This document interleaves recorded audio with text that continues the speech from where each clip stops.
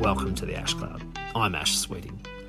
Today I'm thrilled to welcome Ermias Kebreab from UC Davis back onto the podcast to discuss his recent research on feed efficiency and methane emissions, as well as his continued work to improve the efficiency of production across the global south. Ermias, thank you very much for joining me today. Thank you for having me. You recently published a paper looking at the interaction looking at feed use efficiency in dairy cattle based on a long-term study that you've been done, looking at how methane is linked into that. And given, I guess, what you see in terms of the huge progress that the poultry and the swine industry have made in producing much more food with much less feed, the ability to have some of those same benefits for livestock or cattle, dairy and beef cattle production is quite significant. So do you want to explain a bit about the study, what motivated you to do that, and where you see the next steps? Yeah, well, thank you for this question, because it's really important to think about not just the absolute reductions in emission, but also the relative reductions in emissions are very important as well. But if you were to capture this improvement, if you will, in terms of reduction of emissions, the concept of intensity is very central. So we've been talking about reduction methane production, which is important. So the absolute reduction in methane is obviously very important. At the same time, we can also reduce the amount of methane per unit of product, whether it is milk or beef or poultry or eggs. It's really important to make sure that we are using the resources available to us as efficiently as possible. And that's where we are doing this kind of work. So a number of papers are actually coming out very soon that kind of have a sort of similar point of view, where we're looking at the whole system and how do we get an improvement in the system so that we can deliver this methane intensity reductions. So one of the study that we've done with ST Genetics that is coming out soon is looking at what is the implications of having a more efficient herd.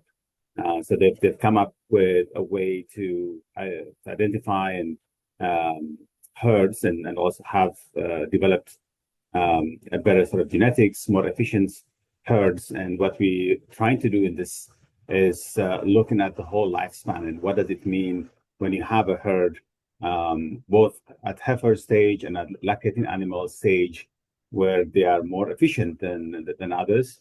And if you look at the whole system, then you can look at, you don't need as much feed as others. So you are saving emissions from the feed resources. You don't have to include higher amounts of whatever the base feed might be, whether it's corn silage or alfalfa or whatever it is, which will have some emission associated with it. And so you can do that.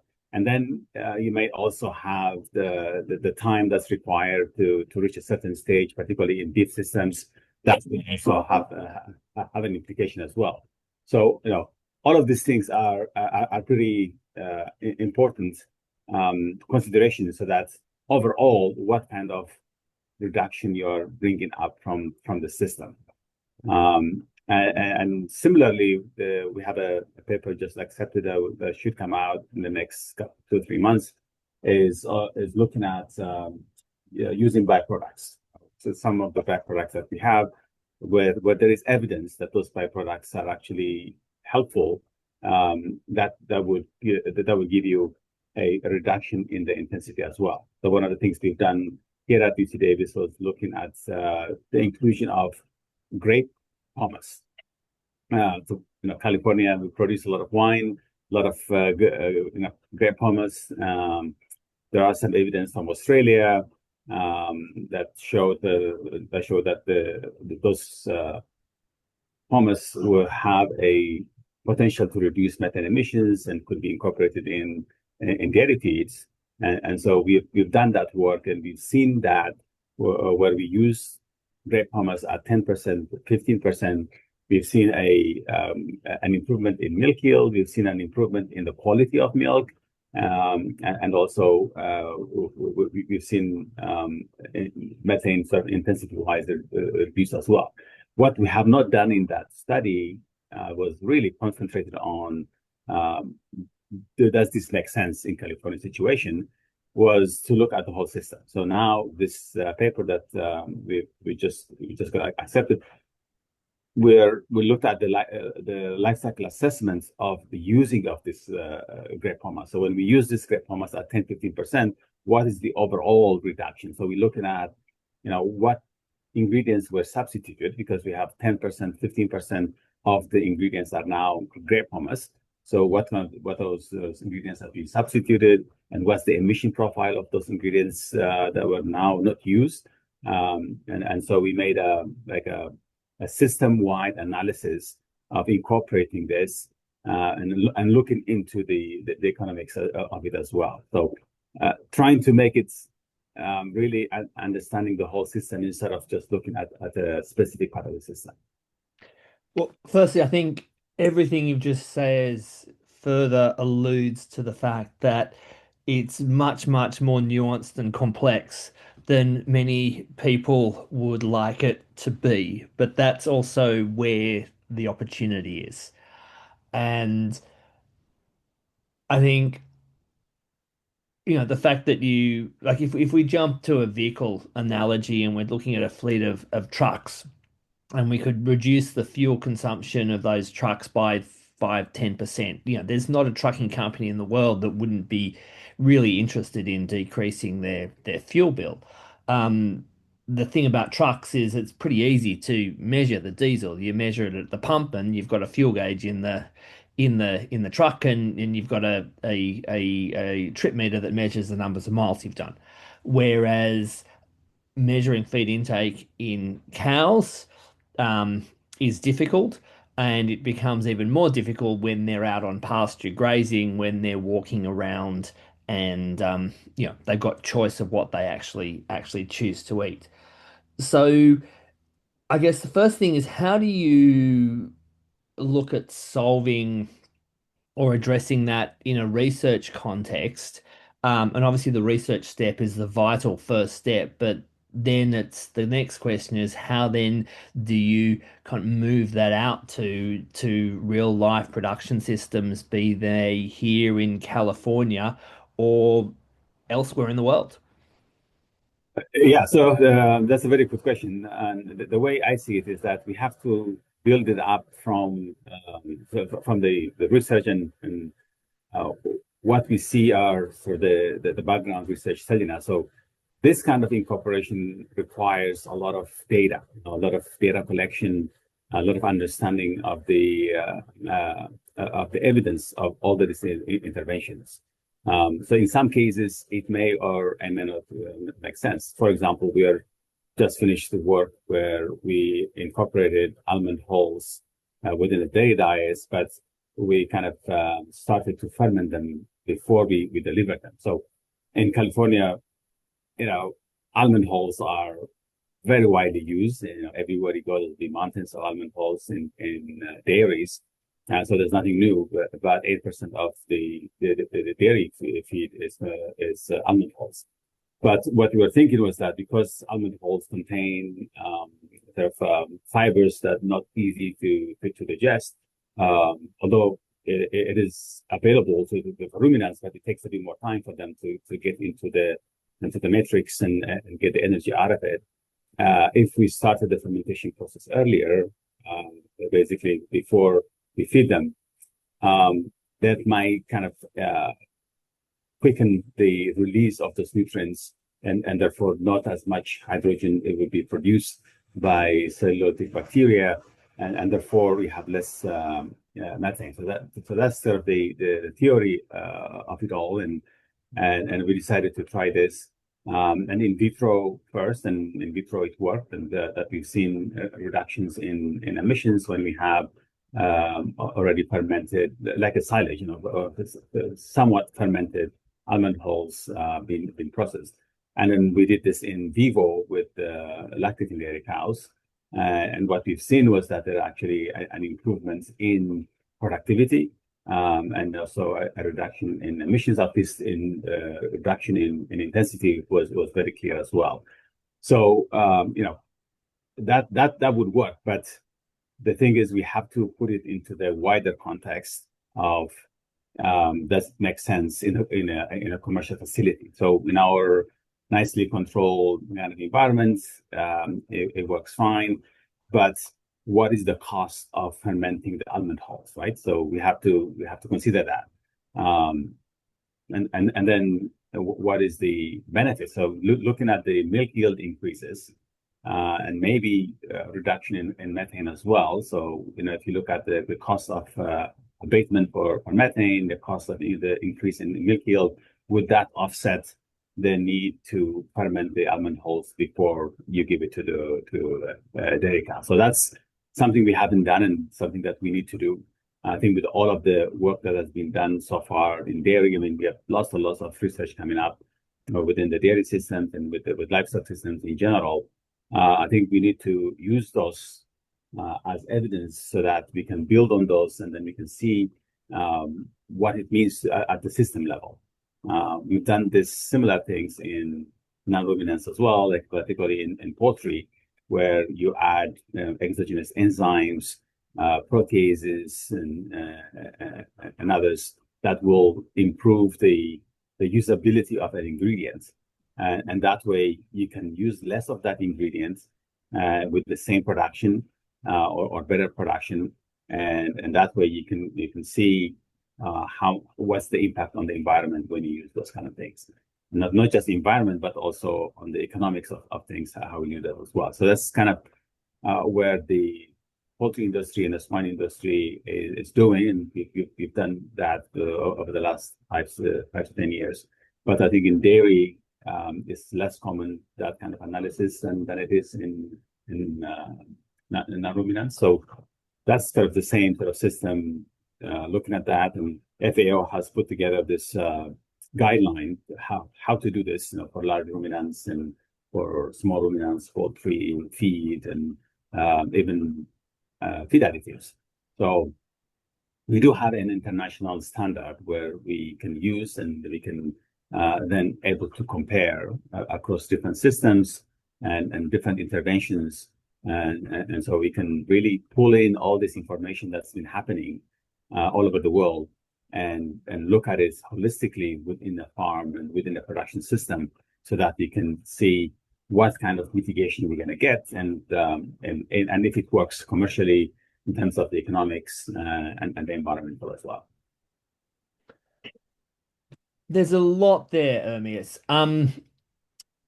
One thing that comes to mind is that you've got the relationship with UC Berkeley, where you're looking at next generation biology, synthetic biology, etc., to essentially make more sophisticated, more fit for purpose, harness the power of biology. And when you're pre-fermenting almond hulls or other things, is there an ability or are there discussions with those people about how you could, improve the trace nutrient, for want of a better term, from the almond hulls or accelerate the fermentation of the almond hulls through some sophisticated synthetic biology or CRISPR or some sort of approach like that? Is that part of the plan? Well, the work that we're doing with UC Berkeley is slightly different. We are really focusing on methanogens or other microbes that would have a significant impact on methane emissions. So we're looking for kind of a big win there, and that is really focusing on the genes that are involved in either methanogenesis, and so that try to knock them down, and we have a reduction of or elimination of methane from the system. Or you can look at those bacteria that are responsible for utilization of hydrogen, or they could be potentially competing with pathogens, and particularly those that have hydrogenases, where they are able to utilize hydrogen At the moment, they are not favored within the government system. If you look at the thermodynamics, it is the methanogens that are favored, and that's why you see most of the hydrogens being taken up by methanogens, and then some a little bit taken by acetogens and other hydrogen hydrogenase containing bacteria. But what we see now when we reduce methane emissions through other means, particularly through inhibitors, what we see is that there is a little bit upregulation of those bacteria where they have the hydrogenase enzyme. And now what we're thinking or we're trying to work with UC Berkeley is that how do you sort of increase that activity of bacteria where you can capture more of that hydrogen, right? So even with inhibition of methane through 3-NOP or through seaweed, a lot of hydrogen escapes. A lot of hydrogen. You see the amount of hydrogen sort of racketed out increase massively, and that's all energy. And it is also a secondary greenhouse gas, and so you can think of it like eventually it will have about 11%, 11 global warming potential over a 100-year period. So it's definitely much less than methane, but it's not zero also.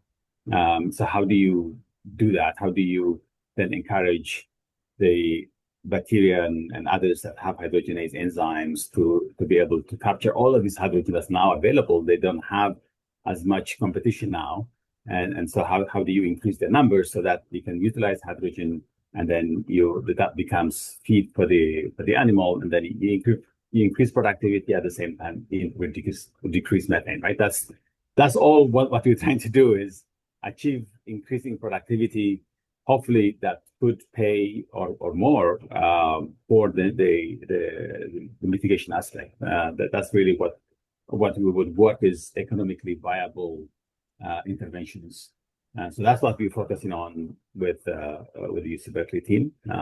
It's still early days. The 7-year project, we are in year 2 of the 7. So there's a lot to come, but early signs are encouraging that we are looking at getting some of those some of this bacteria identified and trying to take advantage of that.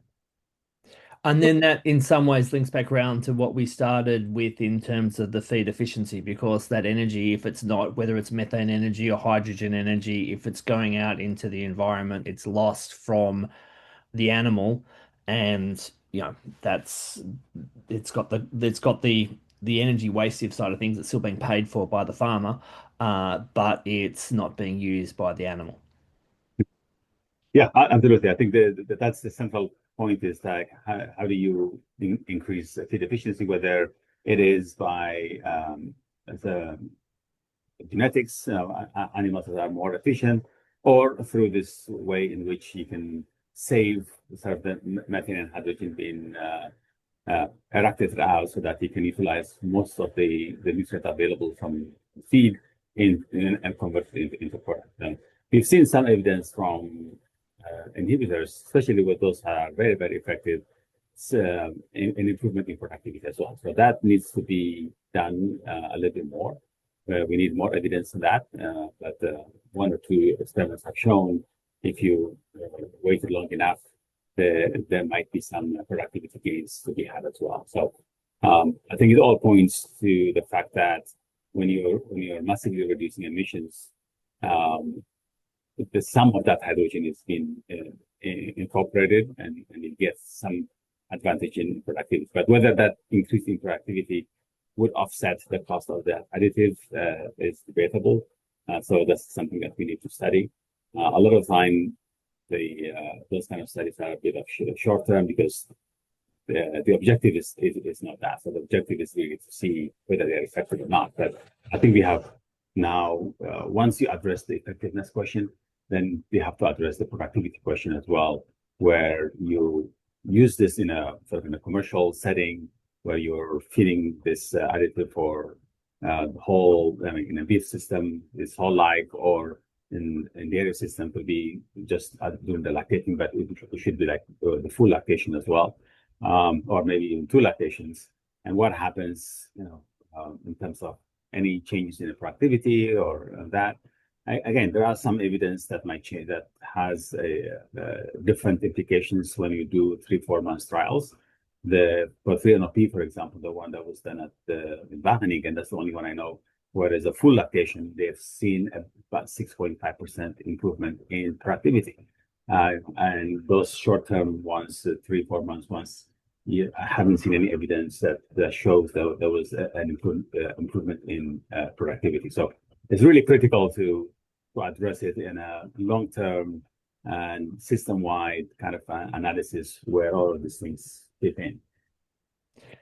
I was recently speaking to Matt Wilson from West Virginia University about similar research on feed efficiency in beef cattle, and he was telling me of a it was two bulls that were growing, and they had similar growth rates, but I think one ate something like 200 kilos more feed to put on the same amount of weight over 6 months um, than the other. And when you sort of did the maths, it came up that there was hundreds and hundreds of dollars difference in feed costs for exactly the same level of productivity. Do you think there's that same levels of variation in the dairy industry, and that there is actually a big sort of opportunity out there to improve, decrease feed costs and improve the climate aspect all in one win-win situation? There is a big variation within the dairy systems, right? So um, I'm not sure about the productivity gaps. I know within the methane, there is about 20% variation. So one of the studies we've done a couple of years ago was to look at what is the variability in methane emissions. And so we looked at most of the study that was done in dairy that measured methane emissions using different methods, SF6 or green feed or respiratory chambers, and we looked at just the controls. So not the intervention, but just the control animals. What was the emission of the control animals, and look at their what they are being fed as well. So controlling for what they are being fed, we observed about 20% differences in emissions. And so that's the natural variability you have that you can play with and be able to come up with breeds potentially having a 20% lower, over time. It's not going to happen right away, but over time, maybe 1-2% decrease per year. So over a decade, I think that builds up, which was shown in New Zealand with sheep, right? Now they have something that have about 12% or more less methane emitting sheep than for the traditional breeds. And that was achieved over a decade of selecting and breeding. And similar things is happening in dairy as well. There's a number of projects in Canada and in Europe and globally as well, supported by Global Methane Hub.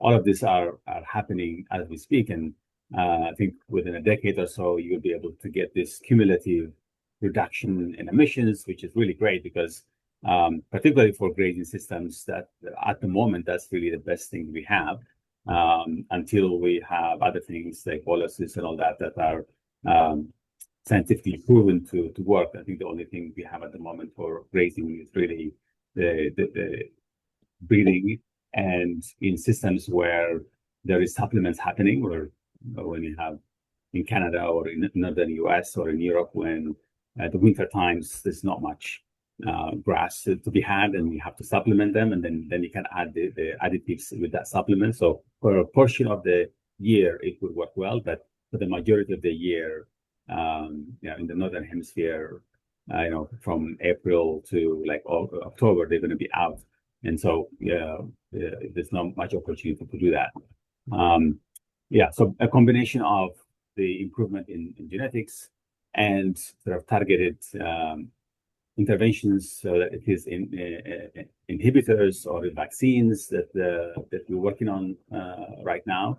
If proven effective, then we have all these different things that we can layer on and achieve a much greater reduction in emissions as well as improvement in productivity as well.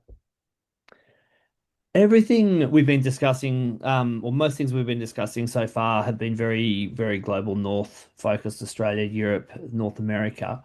How do you see this translating across to the global south, Latin America, Africa, Asia? Um, Yeah, great. I mean, this is something that we've been working quite hard. Right now, we have a global project supported by Global Methane Hub, where we're looking at improvement in productivity. So we are not really focused on the methane aspect, but we are and we are not. I mean, it's going to be intensity based, right?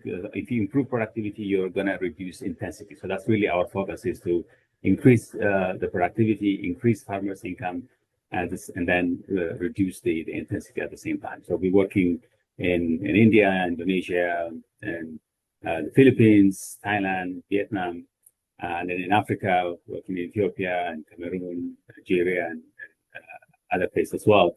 And what's different with this work we're doing is that we are collecting ingredient information, country-specific ingredient information, right? So very, very country-specific. We're going out in all of those countries, working with our partners, the partner universities, institutions, and really making sure that we have the basis of the profile and how do we increase productivity based on that. Like in the global north, everybody uses formulation tools to do that. No farmer in their right mind would feed animals without formulating first. But it's not happening a lot in the global south, and that's what we're trying to address, mainly because there's lack of information of what is there, the ingredients. It's expensive and all that. So we're at the same time as we are collecting this data and all that, we are also doing some calibration so that we can use near systems to a cheap way to do the diet quality assessment. So that's happening alongside where we actually doing the wet chemistry and making sure that we are building kind of the national database for those countries. And not only that, but we are doing controlled experiments in those countries as well. So we have state-of-the-art technology, and our partners are doing a feeding trial to see, we developed the Russian formulation software, and we want to do a ground truthing of it. So making sure that the software we developed actually delivers and predicts what we see. And so we're looking into that right now. A couple of countries have finished the trial. Other countries are in the middle, and some of them are about to start. So we're going to have this wealth of data from the different countries around the world, from global south, to really get an idea of what's the base methane emissions happening. This is really the first time where you have multiple countries using the same methodology, and then understanding the base emissions from those animals. And then we have a formulated diet using this tool. We have what we call Russian Smart tool. And then they can use that, and then we can see what kind of differences we were looking at. So that's at the control level. And then after this, we are going to go out into the field and do piloting with farmers in the farmers field to use this tool, and making sure that this tool works in the farmers field as well.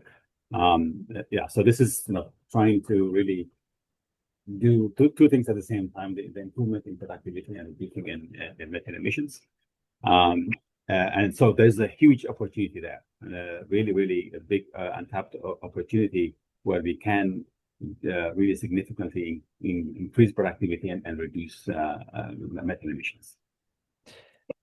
It was Troy Rowan from the University of Tennessee who actually pointed this out to me, which I think is quite fascinating. But I was talking to him, and he mentioned that when researchers first started putting cows and sheep into boxes to monitor their emissions, they weren't actually interested in the climate. They were interested in understanding the metabolism and the feed conversion of those animals.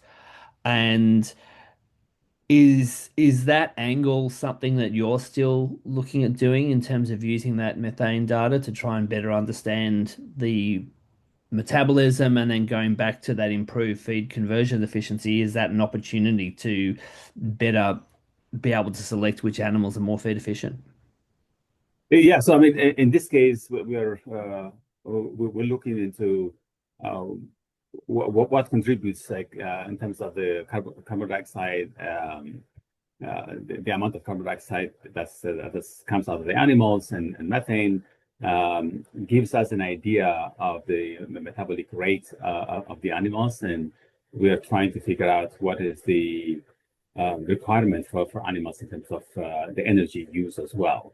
So in some cases where we have oxygen, we can also look into the what's called the respiratory quotient, so that we can really see how much energy is being utilized by that animal.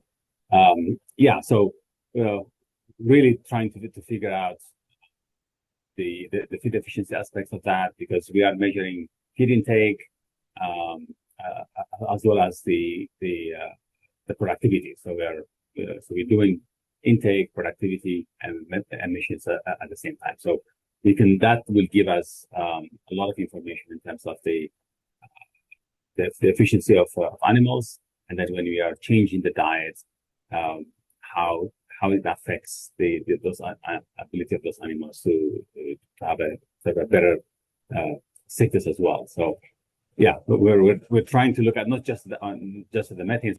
It's really to have a more complete picture of the utilization of nutrients by those animals. And going thinking back to, my time in animal nutrition and ruminant nutrition, the Cornell nutrient requirements of dairy cows was and beef cattle was a huge resource. The French had one, the Brits had one.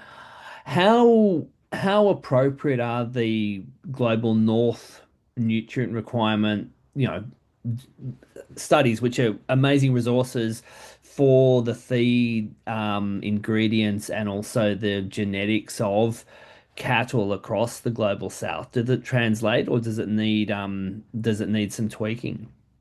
It definitely does need tweaking. I mean, that's what we've been working on. That's why we have this the tool called Ration Smart, which is specifically for tropical breeds and crossbreeds. So indigenous and crossbreeds, they will have different energy requirement, and that this is very well documented.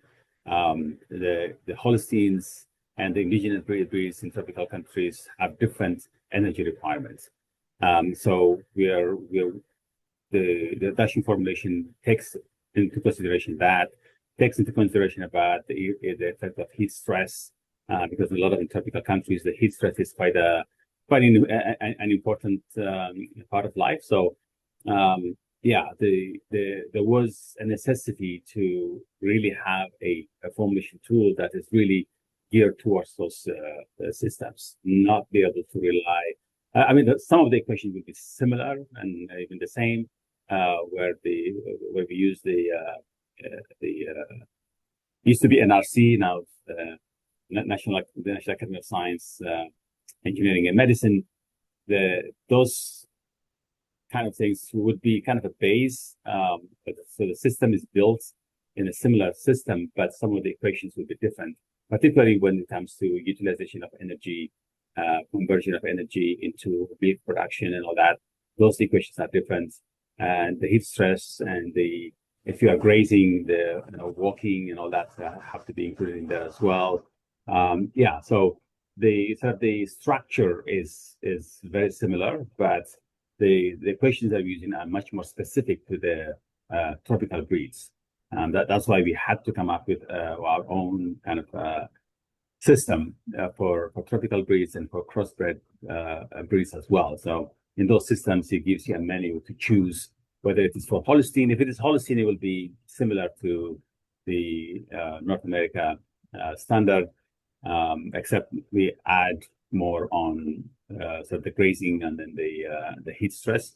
And then you have the choice to do a crossbred, which is between indigenous and Holstein. And then you have the indigenous ones, where you have the feed efficiency is quite low compared to Holstein, but they're also much more resilient, and they can survive well in low input systems. So we take that into consideration, and then you can see that even if at the baseline, they can survive for a much longer period of time than a Holstein animal would when we compare that. So that's why we had a new kind of software. FAO had one similar one. ILRI also have a similar one. So right now, what we are thinking is we can kind of come up a harmonized one. So what has been done in crop modeling is that we have those DSAT and APSIM and different models, and when you combine them, like when you take an average of those, when you run them separately and then you average over, that was a better predictor than one when using just one of those. So that's what we're trying to come up with, that system. We haven't done it yet, but this is what we would like to do, is having those three systems running, and then at the end you have a sort of like an average of the system, so that we can deliver a better prediction for recommendation. And how, obviously, you're working across many, many different countries, all with their own cultures and languages and nuances and all that sort of stuff. So this is probably a very broad question, but how is the reception of, different ways of doing things by the people you're working with? Um, what are they, examples of what do they see? Where do they see the opportunities? How does that align with Western thinking or thinking here in North America and also in Europe, etc.? Yeah, how's that align? Well, it's variable. So country by country, it's variable. I mean, some countries are not interested in methane mitigation whatsoever. Other countries, the methane mitigation is a central thing that they're thinking about.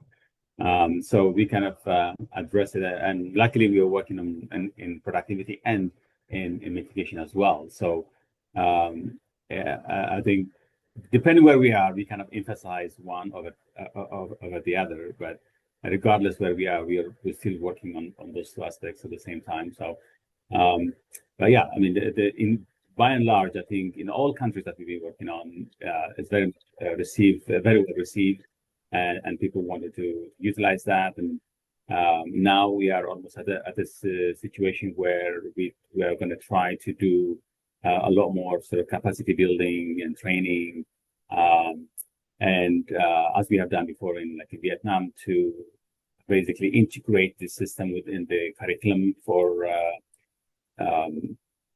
universities. In Vietnam, for example, they teach the feeds and feeding or animal nutrition type of courses, where they use this ration smart as the tool for them to investigate different things, to talk about protein or energy and different types of energy and NDF and all that impact when you change this, what happened and all that. So it's really great tool for students. And the beauty of this is that it comes with different languages, right? So you don't have to do it in English. It is, if you're in Vietnam, it comes in Vietnamese. If you are in Thailand, it comes in Thai.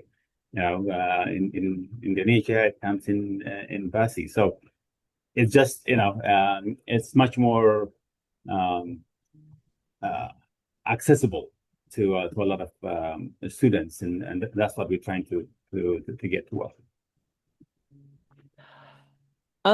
We're almost up to time, Ermias. So before we go, is there anything that you'd like to add that we haven't already discussed? Oh, it's just that a lot of the emissions are coming from the lower middle income countries, where at least the animals are in dairy systems less than 2,000 kilograms of milk per year, and so there should be a bit more focus on those systems to try to increase the productivity, so that we can have less emission per unit of production. And those are also the countries that are facing with the population growth, facing with higher demand for animal source food. So instead of increasing the number of animals in those systems, much better to have a more productive animals, which makes more economic sense and environmental sense as well. So really trying to encourage people and development agencies to think about helping governments think through an improvement in productivity rather than in increased numbers of animals. On following on from that, given the recent increase in energy costs, in fuel costs, and fertilizer costs, and just the global increase in so many expenses. Um, what's the concern that and also these many of these countries in the global south are also the ones that are most vulnerable to the effects of climate change. What are your concerns about just the resources not being made available either from the Western world or internally in these different countries to get these changes implemented that the levels that they need to be done? Yeah, I mean, I hope things will change soon, but yeah, it will have a lasting impact on production systems where you're not able to get the fertilizers that are needed for animal feed or for crop production in general. Um, yeah, it has a huge implication, particularly in low middle income countries. It's not proportional the impact. I think disproportionately the low and middle income countries are affected by any kind of shocks to the global system. And so, yeah, I think really thinking about how those systems can be more resilient, but that's why you need to have local breeds, that improved local breeds, um, rather than completely like with Holsteins and all that, where you need a lot more input. So if you can guarantee the inputs, then that's okay. But when you have this system that are not reliable, then more of the indigenous breeds would be the better way to go because they can absorb the shocks much better than you do with the Western breeds. I was talking to someone the other day about the Alain dairies in the eastern part of Abu Dhabi. And, these are 20, 30 odd thousand cow dairies that all rely on imported forage. Fodder comes from, California, Europe, Australia, and the concentrates come from all over the world. And with the lack of access to being able to import that forage into the UAE, those I haven't heard anything about what's happening to those animals, but they're very, very well-bred, genetically superior high-producing cows, but they're so reliant on those global supply chains. Yeah, so, absolutely. I mean, the energy probably is not much of a concern, uh, but yeah, the resources that are required to keep those number of animals in a desert. Yeah, absolutely. Mhm. Well, Ermias, thank you so very much for joining me today. Yeah, my pleasure. Thank you for having me. Thank you for listening to the Ash Cloud. Please subscribe to Ash Cloud if you have enjoyed this podcast, where I will continue to discuss food sustainability with guests who bring a deep understanding of the environmental, political, and cultural challenges facing our society and creative ideas on how to address them.